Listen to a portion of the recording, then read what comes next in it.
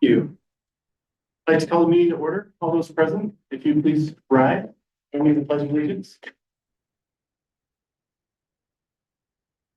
I pledge allegiance to the flag of the United States of America, to the republic which stands one nation, indivisible, with justice for all. Thank you.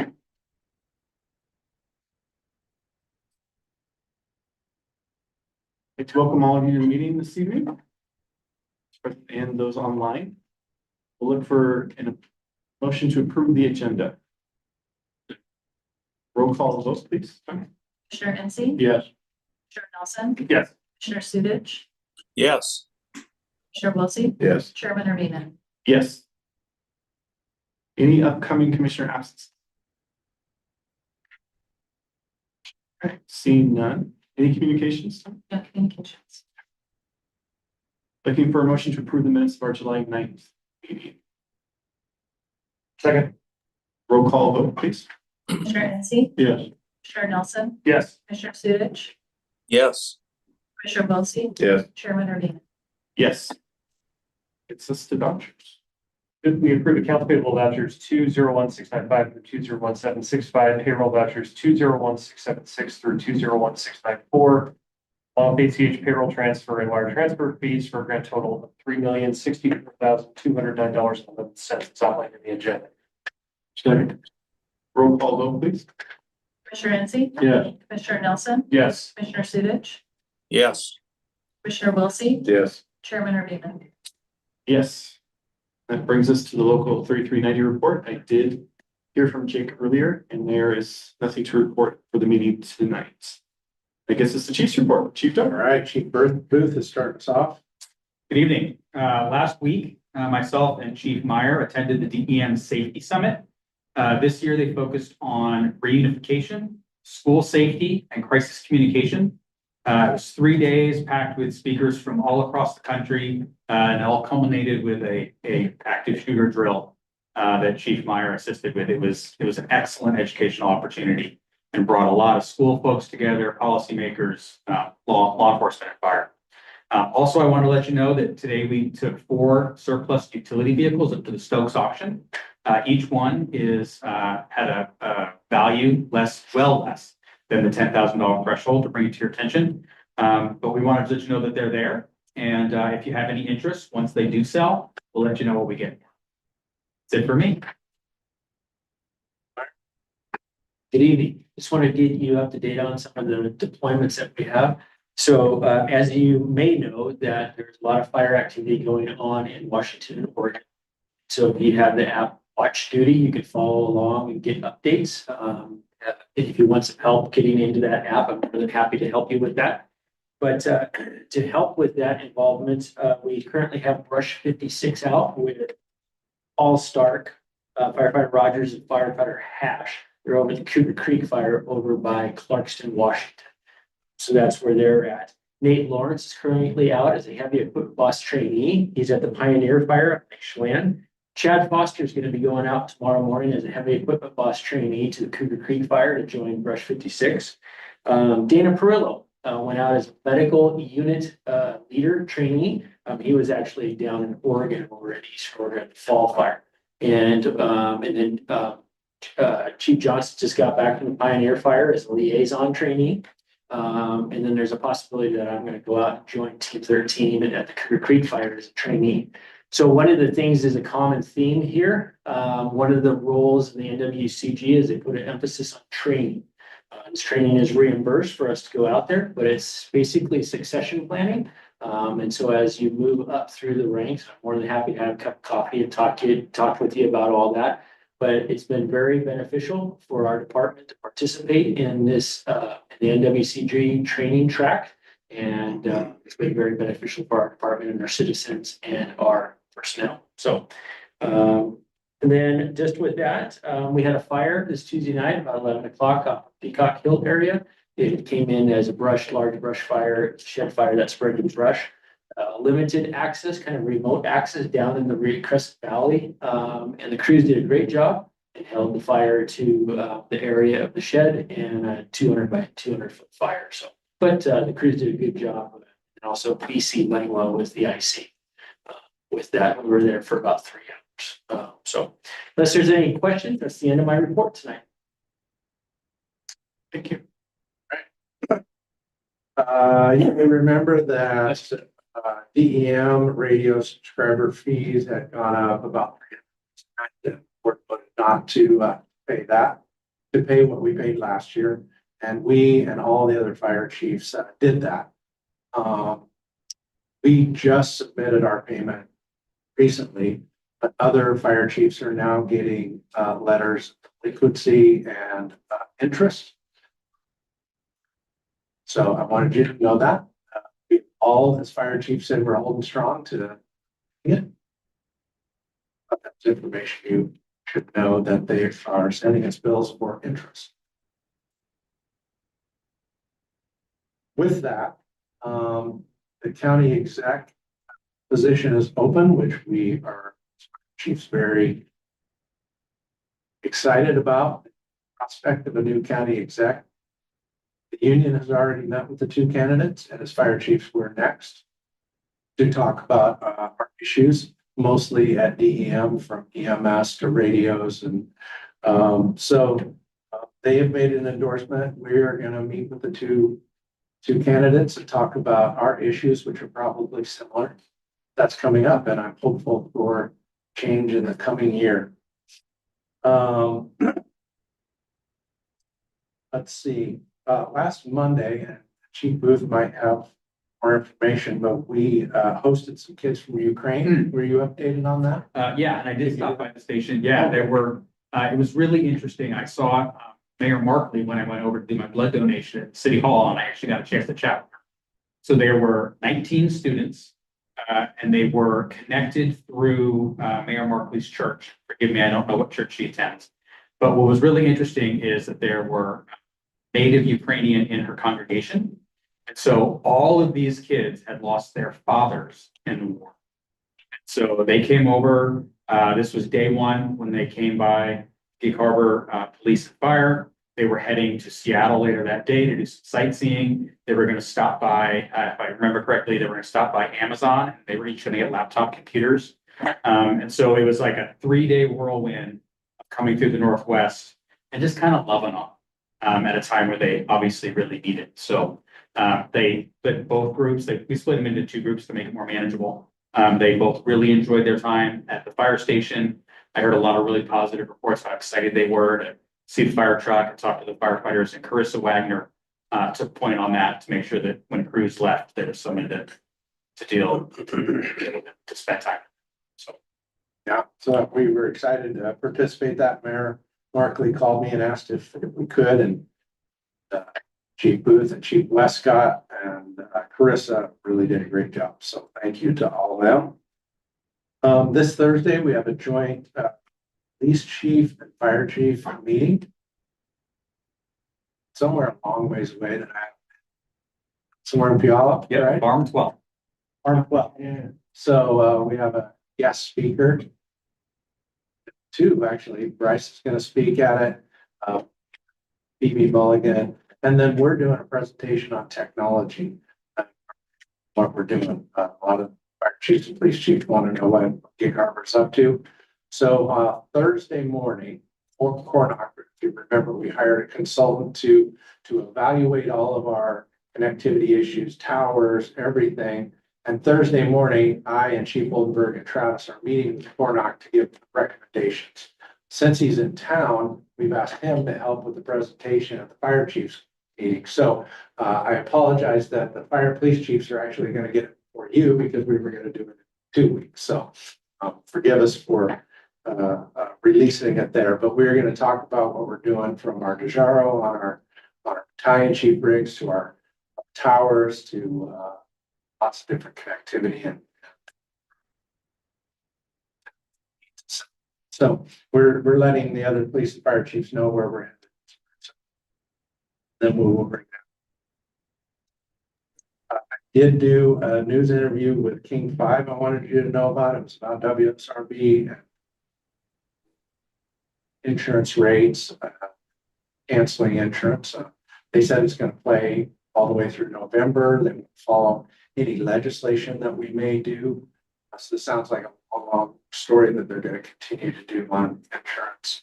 With that, as Washington Fire Chiefs, I'm on the board and we have asked to meet with the Office of Insurance Commissioner. That race is up this year too, to highlight this problem and have the discussion with them about some oversight of WSRB. So we have that meeting next week and I will be at Marcus Island, so Chief Booth will be at that meeting for me. Is this basically the WSRB, is it basically kind of snowball from what, from our board people on Fox Island and all that? Is that where? You know, this is an issue all over the state of Washington. If you walk into a fire chief's room and say WSRB, you get an earful for hours. Ours and two other districts, a couple other districts are being highlighted right now because of going from a 5 to a 9 and the amount of people that are calling me every single day. So I either get an email or a phone call. So I think me talking at the legislative committee for the fire chiefs and on the board has highlighted it there, and then other chiefs coming alongside. So So yeah. when you said you talked to Team 5, is it their investigative reporter? it is. Yeah. This is gonna be a long investigative. They said they're gonna do a lot more. They're gonna call me and other chiefs. They're gonna meet with the Office of Insurance. They're doing a full investigation on this. Good. Which, you know, I hope if we meet with the Office of Insurance, maybe a new candidate, we get them on board with some change. Washington Fire Chiefs are looking at legislative change, the news story. Maybe we can get some moving here. Do we know, oh, sorry. Well, at least that will show people that it's not your fire department, that we're just as frustrated as you as a citizen are. And this is, you know, we're taking this and we're trying to, make it right. So Yeah. it's good. Do we know, is there anybody, I feel like our example is a little unique in that, like when you did the presentation on Fox Island Yeah. where objectively we can say service level is higher than what it was. Yeah. Yet they treat it like it's exponentially worse. Are we unique in that where it's like we can say this specific area, we are providing a higher level of service, but we're being treated like it's not? I think we are unique in that. Our story there is definitely new and different. Other ones are having wildfire issue problems where they're using a different matrix there. So, yeah, we are definitely unique in going from a 5 to, even though we've increased staffing. Yeah, I mean, as soon as you tell that story, it makes absolutely no sense. And I talked to the he called me and said, hey, I just heard you have some questions on my island. Explain to me, you go 2-person engine companies and 4 volunteers, Fox Island, to 3-person engine companies and staffing a station 210 times with paid professional firefighters. And it goes from a 5 to a 9. Explain that. He said, well, it's a reduction in service. I don't need to meet with you. You don't get it. You know, we're just talking in circles. Willing to change. So I'm hoping I be telling them. Take a run at it. Some person. you mean legislatively? Well, legislatively and Yeah. Don Quixote tell anyone. So when I talked to the Office of Insurance, I even said that, I said, I don't know if we want to fight the insurance company. Deep pockets. He said, well, watch. You have a shot. We'll try. Like, That's WSRB, the Washington Fire Chief's Office of Insurance meeting, and that's it. any questions? Oh, last but not least, I wanted to make sure I just ask you, I asked the team, can you give me feedback of anything that we're not broaching or you want updates on? Is there something, we're gonna bring some technology updates here pretty soon. Is there anything in operations prevention? You know, we get lots of our logistics, any of our division, finance and administration that they want more information on. Be hitting the right mark? Are we giving you what you want to hear? Or is there anything you have questions about that you'd like us to come back with a little bit more information or presentation on. Chief, I've got a minor request. Over the 4th of July holiday, I was at a couple of gatherings in Crescent Valley and East Gig Harbor. And the question was brought up to me. They knew I was a commissioner. I am a commissioner. 53 and 57 as far as, and of course their questions were, why not our station as opposed to Fox Island? And I mentioned that I didn't want to say anything off the cuff and bring reproach on the district. So maybe in the future, could we have some type of presentation that would satisfy the people in East Gig Harbor and Crescent Valley? Absolutely. That's a really good one. We'd be happy to show you the reason why we're headed to 53, and 57 will get some service, because when 51 closes, we will send units to 53, but we also will be sending them to 57. And because 53 will be fully staffed, those 200 and sometimes that we staffed 53 last year will now move to 57. So actually 57 will be getting staffed quite a bit over the next couple of years also. But to answer your question more directly, yes, I'd be happy to present where we're headed and why. Thank you. Anybody else have anything they want to know more about? I'm excited to see what you guys are doing with the technology piece and sell, and I'm excited. So looking forward to me hearing it Thursday in the morning and then in the afternoon. And then we have some decisions to make. It's more of a recommendation.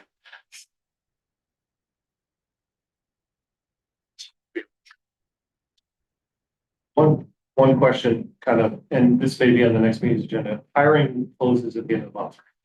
The application period, do I remember that correctly? Yes. End of the month, okay. And so right now we have 2 openings, if I remember right, just past retirements. We moved the timeline up for firefighters to announce their retirement August 1st. August 1st. So on August 1st, anybody that wants to retire has to tell us for next year to be in the post retire. So we'll know. Word on the streets is there's 1 to 2. So if I were to guess, we'll probably have 4, 2, 3, 4. And I think we've asked to be in West Pierce's academy in January. They've said we can be in there. So that's prediction. Probably 4.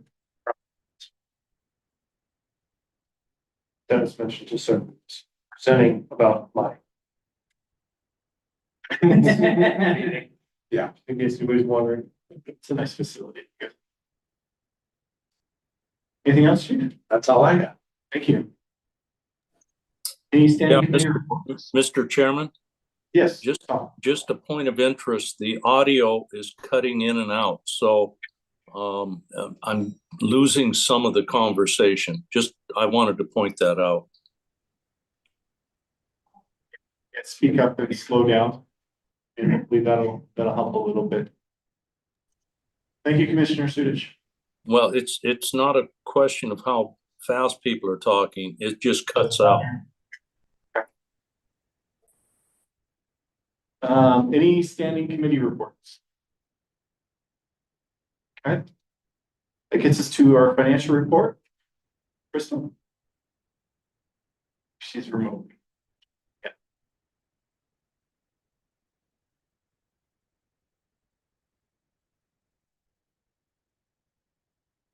You are still muted, Crystal. There we go. Okay, included on page 23 is the June financial report. There's only a couple pieces I wanted to highlight that were worth noting for today's report. In the operating revenue section, you'll notice in the year to date for other revenues looks a little high.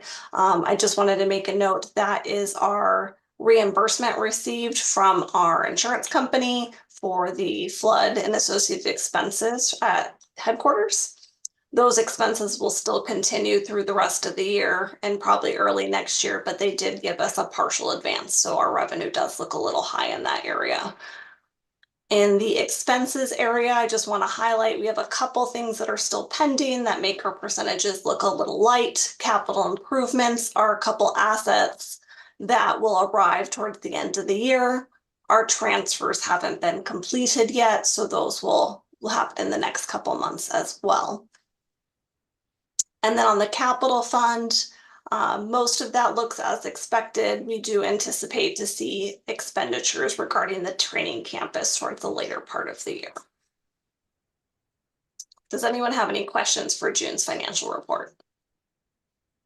The only thing is we can't see your screen. It's just a toolbar, it looks like. Oh, well, that's not helpful. They do have it in their packet, but for students or anybody else out there, if you could try to show the entire thing. Try one more time since I have a couple things to share today. There it is. Yeah. Is that big enough? That's good. Okay. Yep. Much better. Okay. Does anyone have any questions related to the few highlights for this month's report? I didn't see anything. Thank you, Crystal. Thank you.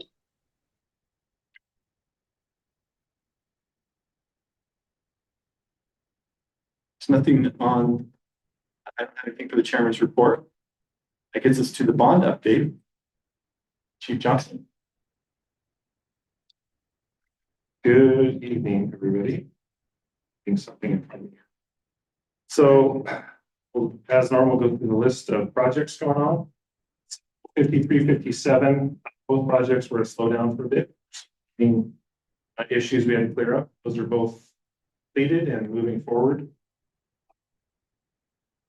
If you haven't driven by 53, you'll see that the roof is sheeted and we're awaiting some roofing material to get the roof on. So it looks, you know, the outside of the structure is pretty much there. Curbing and paving are also completed at 53. 57, we're in the same boat. Curbing is in and the pervious concrete should be going in here in the next week. We will have our normally scheduled owner architect meeting on Thursday, and I'll get some further updates and probably get an updated timeline of completion. Training campus. So as you know, the bids were due at 2 o'clock on the 17th. I received no bids until 1:55, 17th.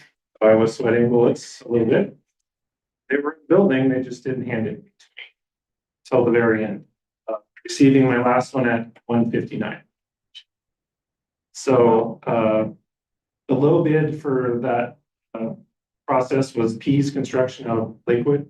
They've done a bunch of work. They've done work for some improvement work at Western State. They've done Emergency Operations Center in Thurston County. They were at, for the project, $14,549,250. Second place was Jones and Roberts. They were about $280,000.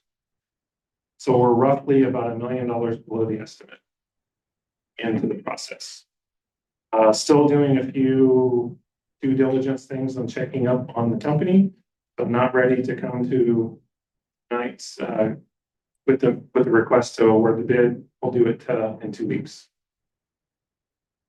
Any questions about that so far? Okay. Station 51 permitting process continues. We're working through some variance issues with the city of Gig Harbor. As you can imagine, city ordinances are not really written. They're not really written for fire stations. So it's number of entrances, size of the entrance, all those things that you need changes for to build a fire station the way that we need it to. We're working through them. City has gotten back to our engineers and they're working through all of those questions. We did a week ago complete our soil sampling. which was required by the Department of Ecology for the Sarco smelter fallout area. So we're waiting for those results. And just down to answering those questions from the city. Station 50, since Chief Oldenburg isn't here, I just checked on everything today, got an answer back from a couple of divisions at the county. So our roof repair permits are in. The fire marshal's office approved today. Now we're waiting on submitting a special testing form for building department, and we should be getting those moving forward. Price Fergus Miller is working on some plans. We're looking to add some side lights, basically to make offices and the old radio room into offices so that the doors appear to be the same as the rest of the hallway doors. And then changing those doors out to actually include glass on a single door to let more light into the interior. And then moving one door from a wall to another changes. The big thing with 50 is that there are 14 basically heat pumps that serve the building. All of those are from the late 90s when we built the building. They have far exceeded the life of those units. So logistics had our maintenance company look at them, give a report. You need to replace them all. We brought in our mechanical engineer. He did an evaluation and said the same. So we're working on a process to replace all of those heat pumps. To throw another wrench into the whole process, getting us back in the building, is the current refrigerant R410 goes out code in on December 31st of this year. So everyone is trying to get the units to replace it now. If we wait, there are no units being produced right now with the new refrigerant. We're trying to butt up against everybody else. So we're going to look at purchasing all that equipment before we actually do an RFQ or an RFP, request for proposals for all those units. Once we get the specs, most likely work on buying them ourselves, and then we work the contract to do all of the work and doing those things that I just talked about, except for the roof, potentially the roof as well in one contract. Because with the change in refrigerant, all the piping that goes to said heat pumps needs to be pulled out and replaced as well. So it's just keeps coming. It's just a whole bunch of things that we need to make, and we're working on getting all that. So it'll be a process, but we're hoping to get it all done, or if not done before the end of the year, with so that we can back.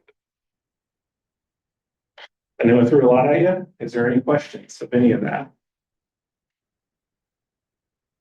I just want to pause and celebrate the training facility for just a moment. I slid by real quick. Then.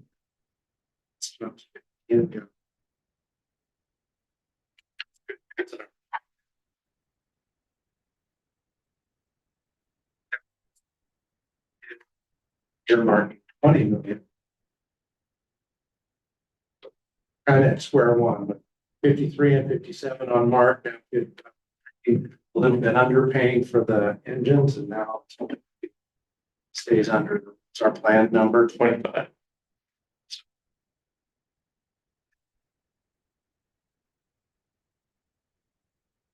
58, 59, we shorted ourselves. One thing I wanted to note, Chief, is you said on Mark 53 and 57. I think they actually came in slightly under what the estimate was, but I want to make clear, we expanded the scope of the projects. Oh, yeah. Too. So like Exactly. I think there's kudos there as well, because we did more than what we originally planned. Yeah, sure. Thank you. Yeah. Yep. Trying to look at the big picture and the 80 million and make sure we're hitting our marks, because what I don't want to do is run out of money. So thank you. Thank you. Any questions for Chief Johnson? Not seeing any old business. That gets us to new business. Resolution 2024-06. So.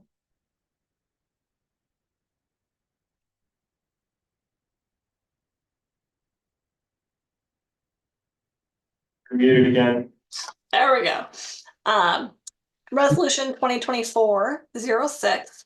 This is for commissioner action tonight. It is a replacement of our existing procurement resolution 2212.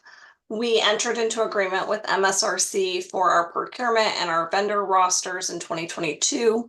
In 2024, there was new legislation effective July 1st. This resolution meets those updates under that legislation update.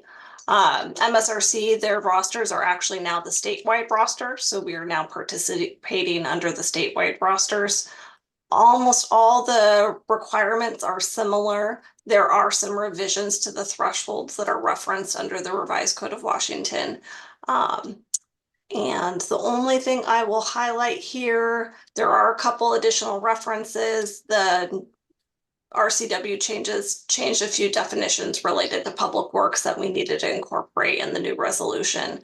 And it does reference the new thresholds for both public works and materials and supplies.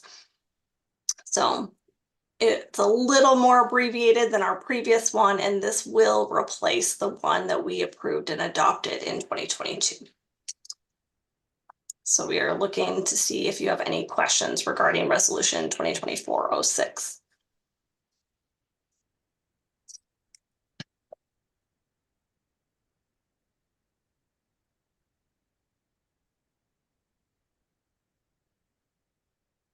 Roll call vote, please.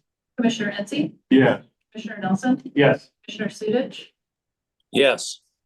Commissioner Wiltie, Yes. Chairman Urbina. Yes. That brings us to resolution 2024-07. Crystal again. Included in tonight's packet on page 27 is resolution 2024-07. This is our biannual update to include any canceled warrants that happened in the previous 6 months. So included here, there are 3 transactions that we did need to issue a stop payment or a reissue, followed by on the lower section, the checks that we did reissue. This is looking for commissioner action tonight.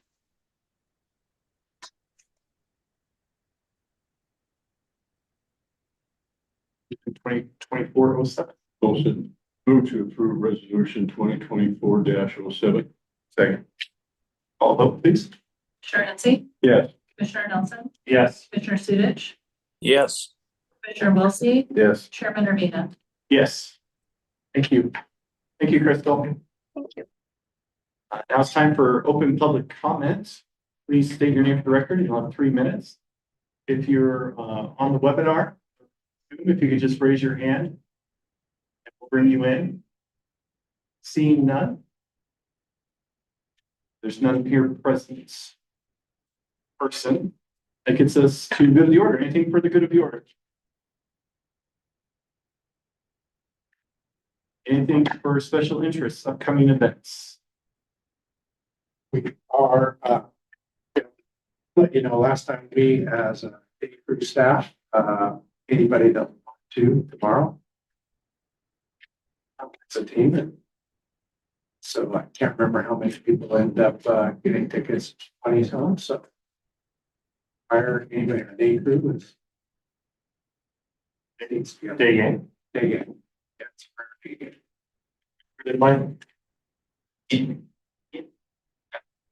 Well, they don't exist. Oh, never mind. There you go. Yeah. Baseball fine, I think. Thanks. That's great. Hearing nothing else, I'll move to adjourn the meeting. Our next regular meeting will be held on August 13th at 5 o'clock. Thank you. I'm going.